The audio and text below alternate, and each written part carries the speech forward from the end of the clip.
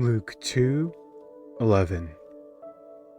For unto you is born this day in the city of David a Saviour, which is Christ the Lord.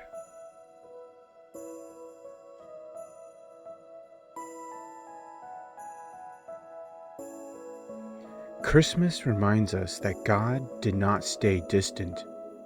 He stepped into our world to save us personally.